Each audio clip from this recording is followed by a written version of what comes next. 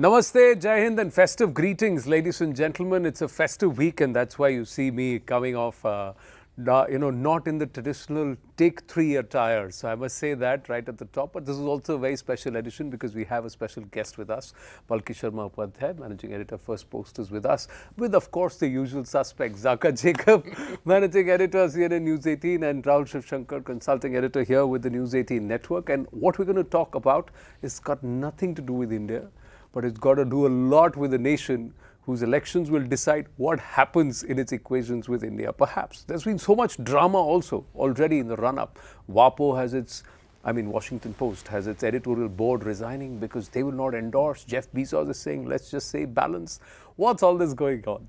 Zaka Jacob, the US elections is what we're going to talk about. Zaka, Palki and Rahul. No.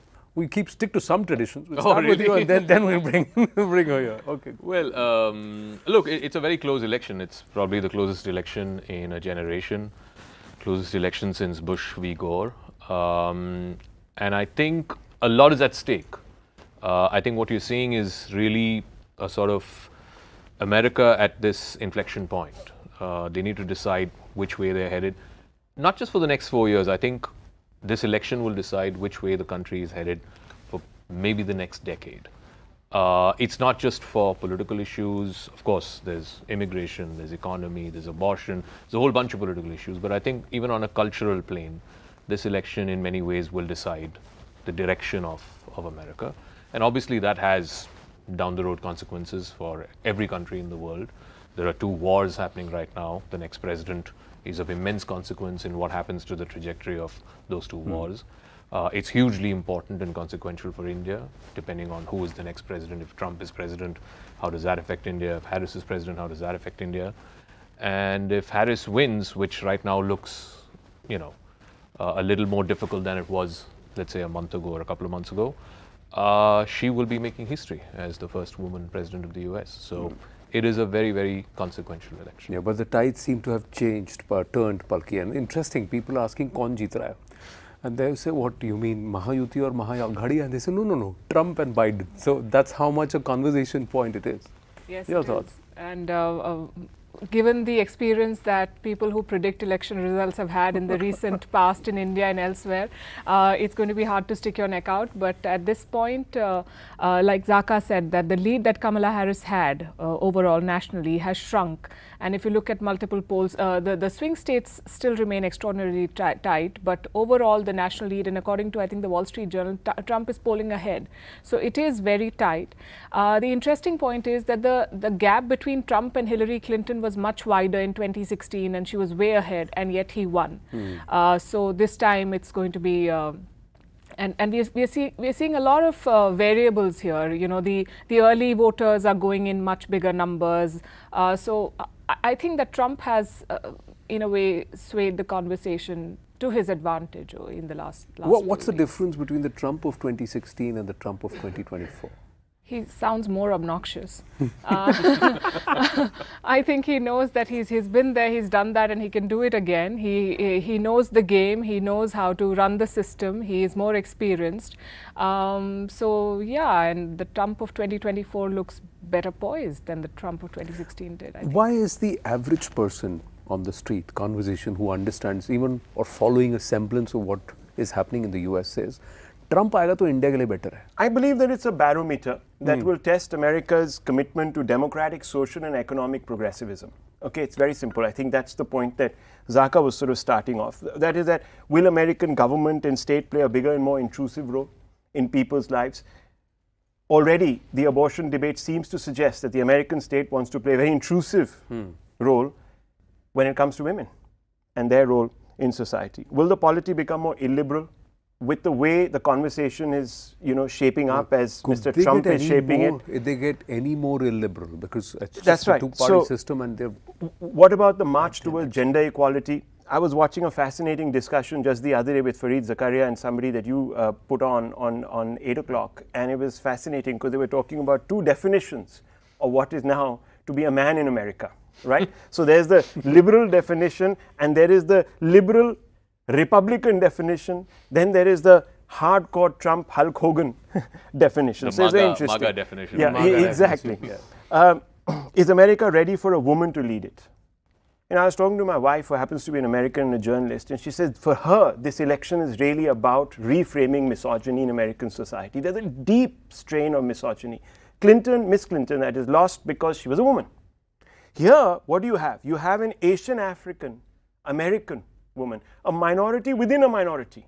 So forget about her skin color, there's also the gender, and she doesn't have the advantage of either being popular amongst a segment of white Protestant WASP voters, and neither does she have the male African vote lining up behind her. So you can imagine the problem there. The woman card, feminists, Yeah. all of that is okay. That there should be, women should come into politics, and but there has to be some weight for merit. Now, do you believe that Kamala Harris is a far better, far more astute politician than a Hillary Clinton? That's a slippery slope because Trump does not come with immense merit either, but correct. people believe that he can get things done. Having said that, I agree. I'm not sure that America is ready for a woman to be president, let alone a brown black woman to become president.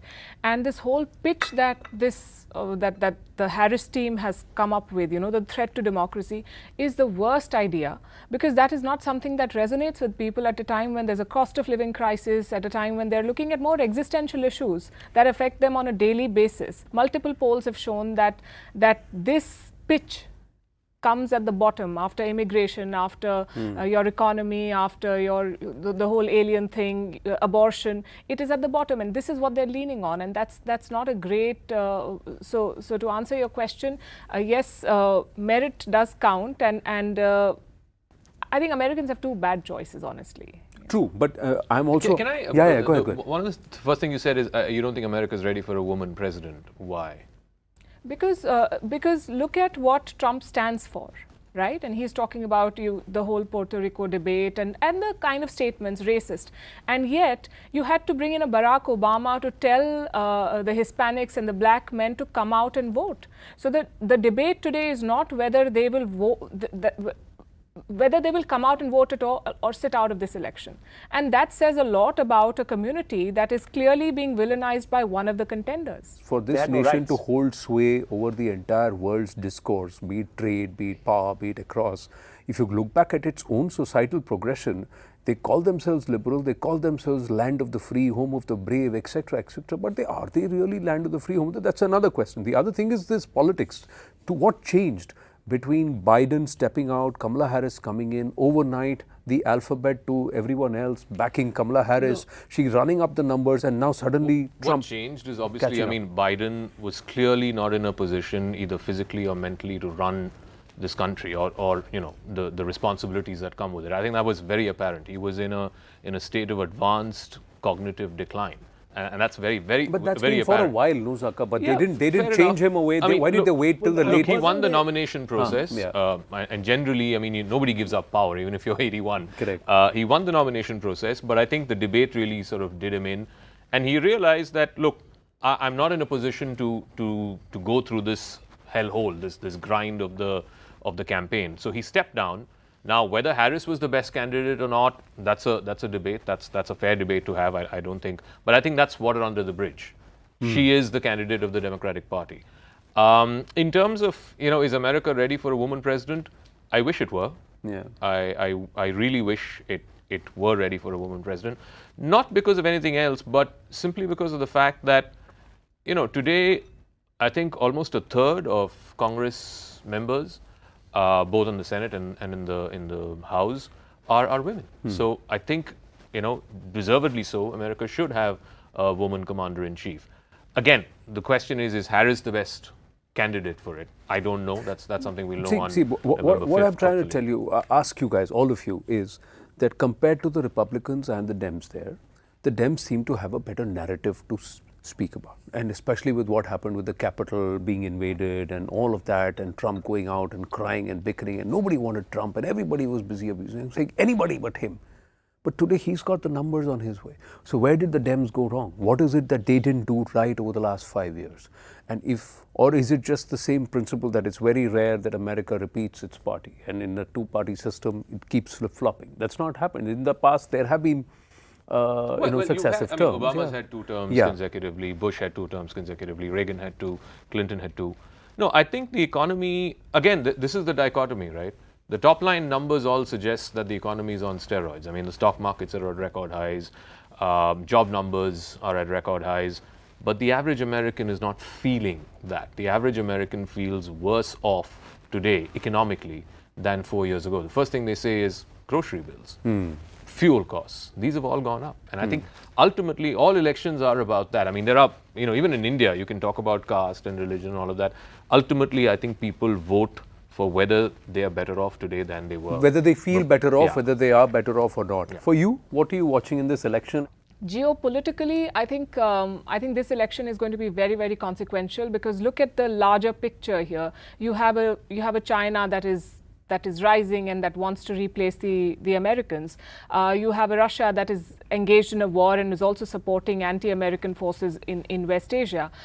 You have an India that is talking about multipolarity. And if you have Donald Trump at the helm, who says that we will only honor the commitments that we made as long as you're ready to pay your bills, even to NATO, it completely changes the picture. If he's in power for 4 more years in a scenario like this, then we will see whether America is going to still be seen as a leader of the West specifically. A lot of European powers and NATO members are already talking about Trump-proofing their policies. The Ukrainians are very, very nervous about what this election may throw up. So if Trump comes back to power, it is going to change a lot of equations and throw a lot of things in disarray, and we'll have to see. So you think he'll pull out of Ukraine, Rahul? What is Trump going to do? Is he going to pull out of Ukraine? Is he going to tell Israel, stop firing those missiles, get back in, I'm not bankrolling it anymore? No, I mean, he's very pro-Israel. I mean, he's the one who sort of buys into the Zionist view of what Israel should be, wanting to even move, as you remember, the US consulate to Jerusalem. So this man has a different... My worry actually with Trump is that I remember interviewing Pompeo, his Secretary of State, when he came here. And in the interview, he went after China on Indian soil in the most impolitic way. Yeah. And I remember that the joint statement, when it was issued,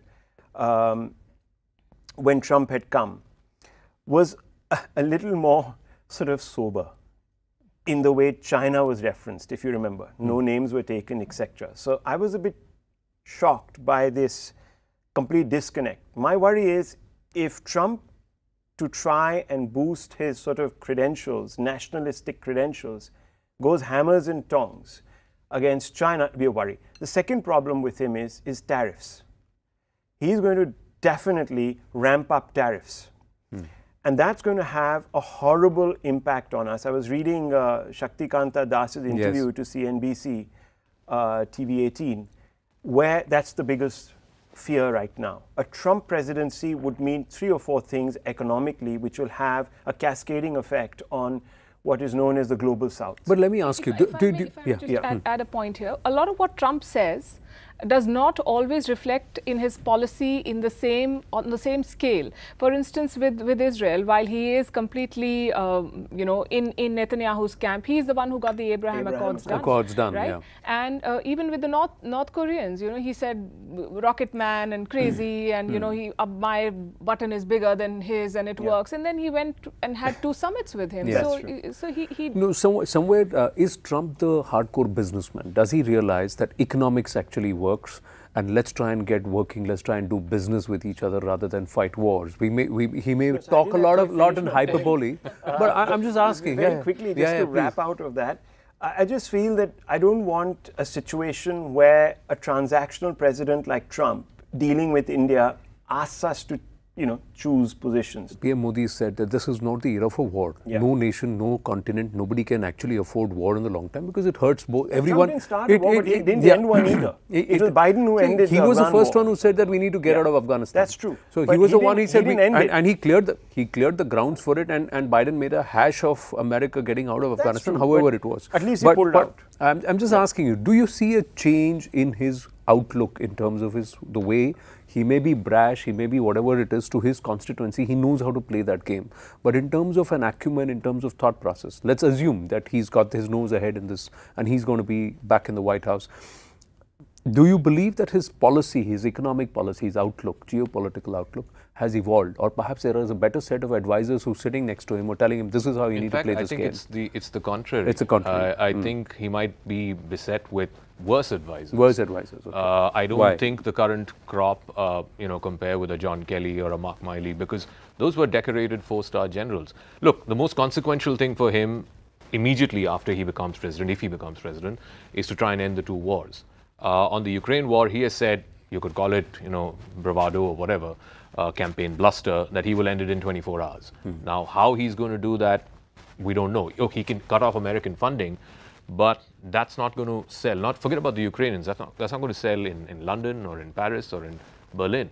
So you might see the Europeans getting invested more in the Ukraine war. On the Israel war, I think I agree with Rahul. The way Netanyahu sees it, if it's a Trump White House, he's going to go for the kill. I wouldn't be surprised if he puts a hit out on Khamenei.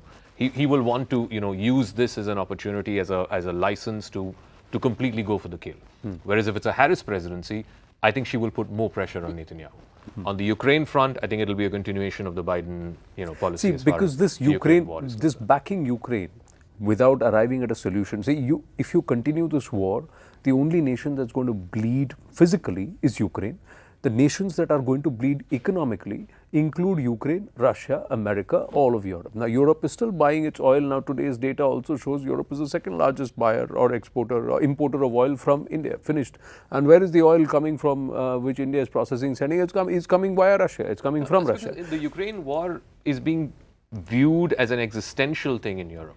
In Europe, and the facts don't bear itself out, but the way it was framed is it's the first war on continental Europe, which was an existential threat to an existing member of the European Union. So they've painted this whole thing that if you don't stop Putin now, next is going to be, Poland. No, see, that's the narrative. Lithuania. That's the narrative the Europeans are Estonia. building. Now, if Trump comes back and there maybe, I don't know, bear me out on this, is there a constituency back in America which says that if Europe wants to fight a war against Russia, let them fight it? Why is America bankrolling it? Trump's constituency. So there is Trump's constituency, which very strongly believes that way. And they are saying, let us first get economically, feel the prosperity in our own pockets. Let us first feel a better life. That was his whole MAGA pitch in the first place. But when it comes to the outlook to India, do you believe there will be a difference? How do you see a Trump regime coming and affecting India directly, other than outside of tariffs? For India, I don't think there's a lot of difference between a Trump or a Kamala Harris. Because you guys are going to the US, so I'm just going to ask you, what is the perspective that you are going to actually look for from there when you bring back to the viewers, the constituency back home here? What is the perspective we look? We look at the election per se. What it means for India is one part of what we're going to be covering. I think Zaka would agree that this is an election that has consequences for the whole world, including for the United States. And that is going to be a focus. If you talk to people in South Bloc here in India, they've worked with both dispensations. Kamala Harris will be more of what Biden did, and we worked with the Democrats. And historically, I think India's worked better with the Democrats. But in terms of political alignment, I think a lot of people felt that Trump was a better leader to have in Washington, D.C. for New Delhi. Why? I think because of his populist pitch, he resonated with more people. But in terms of policy, I don't think that he was necessarily better or worse than the Democrats. I mean, in the middle of COVID, he threatened us and said that you should send HCQ to us. And he speaks out of turn a lot of times, and he thinks that only on the basis of his personal charisma and pull of his personality, he can get things done. That's not how geopolitics works. That is not how long-term policies work, and countries are going to be looking at America differently if you don't know what's in India. No matter who is in power, our foreign policy trajectory more or less remains the same. Some people may invest more in a particular country, some may less, but we don't overnight say that, okay, tomorrow onwards we are not friends or we are going to discontinue this policy. We don't do that. That policy continuity stays. That cannot be said of an America anymore, and that is a big problem that the Americans should reflect on, because how is the world going to trust you if you don't have a policy continuity? You agree with that? You remember this whole thing about Harley Davidson. He went on and on about Harley Davidson, and finally what came? Nothing really came of it. And by the way, what he's saying, I don't know if he'll follow through on what he's threatening to do on day one in office, which is 20% tariffs on all imports. So even Indian imports, not just on China, it's 20% tariffs on everything that's being imported into the United States. That will upend global trading in a way that God knows. I mean, last we saw You lose during it in the COVID. market. I Yeah, mean, India's exactly. products will be uncompetitive, and that is after China, really our biggest. I mean, it is the biggest export market for Indian goods. And the thing is, if the US is going to put this import tariff, what's stopping other countries from But doing you know, so? here is a topic for an article that I was about to write, and this sums up what you were going to say. That India and US strategic objectives are not congruent at all in India's sphere of influence, which is Asia. Correct. And that's my worry, fundamentally. Whether it is Trump, whether it is Miss Harris, whoever comes in, phenomenally, we are going to grow apart. Fundamentally, we're going to grow apart. You mean India and the US? Yes, our objectives are not congruent. Look, we want to be the leader of the global south. We are vying for that post with China. Right? The Chinese have a different worldview. We are the only ones that have actually, out of all these so-called antagonists, the longest border with China. We can't have China in this antagonistic sort of interplay with New Delhi. We can't have Beijing and New Delhi in this, and that's why you're seeing a bit of a thaw right now. There will come Mr. Biden, Mr. Trump, or even Miss Kamala Harris, G'd up, with a mandate. And China is very much a conversation. If you heard the Joe Rogan, interview, China was there, in the room. So my point is, they will also want a fracture as we go beyond, and this was articulated by the Russian ambassador in the last line. He says, tomorrow, you could be sanctioned for doing business with us. They don't want you to be doing business with Russia either. So America is all about us, right? Now, the point is, how do we I think that aspect was... how do we keep playing this balancing game between these three? And we will have to play that balance. I know we have See, to, but I the would reason go with being what because- she was saying, that in this sort of what is going to be a little more of a tricky international order, I would rather have someone like Harris and the Democrats in than a mercurial character my point like is Trump, that to be if honest. you're a nation With that all is growing, his, if you're a with all nation his that is growing, incredulous, no, but if you're a nation that is growing, this is experts- something that you got to accept. If you're a nation that is growing, if I'm you're a not nation that is disputing that. poised to become the third largest You're not GDP. getting my point. I'm not disputing No, that at all. say at this point, how are you saying that China is not going to get us whatever it is? Even if we say we are going to make peace with the Chinese and we're going to not saying that. I'm saying in that Canada they they were out to get us. No, You have the latest revelation. I fundamentally disagree with Rahul's We have apples to thesis balance, that and that every nation has, Indian and they will ensure- Indian and American strategic objectives are not divergent. I think they are very much convergent, and I'll tell you why. Look, let's be very clear. The Chinese want to dominate the emerging world order. They don't like the existing world order led by the United States and its Western partners. They want to append that. Now, they realize that it'll take some time before they do that. They look around this region. You look at, they've got disputes with the Philippines. They've got disputes with Taiwan, of course, is a huge dispute. It's an existential thing for the Chinese. Disputes with Indonesia, Malaysia, India, the entire, littoral countries here. The point is that ultimately, if all of those countries come together, many of them democracies, that's the only way to take on China. And if you have the United States, and I'm not saying their interests are benign or they're doing this for great otherworldly reasons, they're doing it for their own strategic interests. The fact is that you need a free, open Indo-Pacific. 30% of the world's trade goes through this channel, and the Chinese want to control that. They want to control that Indo-Pacific channel of trade and commerce to the detriment of the others in this region. And India's lot would be served best if we are with the lot of the other countries, not with China. I don't think we... I don't think we can be either with China or with the Americans. I'm saying that we need to be our own. Yeah, we need to be our own. We have no other choice. They always had this policy of keeping India in play, but also keeping India in check. And they would want to keep India in check. And while India is an emerging power, it is not there yet that you pick a fight with China and with America and with Europe and then... My worry is that they might be overbearing and try to... Look, why are we seeing... Let me just finish, 30 seconds. Why do we see instability in Afghanistan? Who walked out of there? Who has come in? Right? Bangladesh.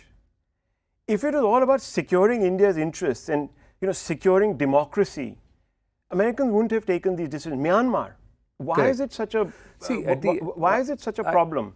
Because of American interference there.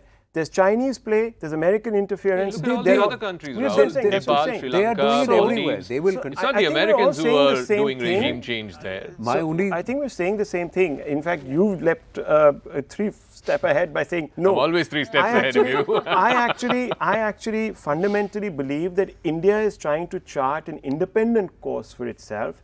I feel that the Americans are not going to give you, as we go forward, let me finish, give you that option. That's what I'm saying. what I'm trying to say is, be it America, be it China, nobody's going to give us that option. We've that's got what I'm to saying. figure out our way. That's right. My only hope is that just like we figured out a way to buy oil from Russia and sell it to the Europeans and still make money in the pot and keep the Americans quiet on this, we should be able to figure out a way, and we will have to navigate. At the end of the day, the whole thought process is between the two administrations. We've seen 4 years of Trump, we've seen 4 years of Biden administration. Where has the Indo-US relationships grown, or has there been a continuity? And who's the one who's come back and tried to stab us in the back, or like you said, allow you, keep you in the game, but also make sure that you're limited and then you're stifled somewhere else. So if that's going to be the American policy, then we'll have to figure out our own policy. 4 years back, when Trump was in power, his basic game was, I'm not a transatlantist and neither am I the global cop. I want to pull the Yeah, he'll become seventh more fleet- isolationist, Yeah, yeah. I want to pull the Navy out of Indo-Pacific. That was his long-term interest because I want that resource to be spent on American people. If he starts drawing down, the bridge, so to speak, to the world, we've got a fundamental problem. Yeah. They don't care about you, neither do the Chinese. All I'm saying is that I feel that with someone like Kamala Harris and a legacy of, foreign policy knowns who are going to be sort of engaging and interlocuting and advising her, we will perhaps have a little more breathing space with Trump and the unknown people who are going to work with him, because I don't think anyone that has any credibility wants to work with Trump. We don't know what we're in for. That's Well, all I'm saying. so That they're White House leaning. at the highest attrition rate as well. But I just want to add here that for all the people who are watching this and for all the people in India who seem so invested in this election, one thing should be absolutely clear. Whoever the Americans vote will be the president of America, and they will first of all secure American interests, not Indian interests. And that should be very, very clear. So as long as our interests align, they will work with us. When they don't, then they will give money to the Pakistanis and True, justify they'll it. continue to do that. But ladies and gentlemen, the whole idea of this conversation was to just give you a short glimpse on what else to expect and how these dynamics will change, which way the ball will roll, and then eventually how the domino rolls. There will be different consequences. We ourselves, like Palki said, have to be focused on what we want to achieve, where we want to get, and how we're going to get there.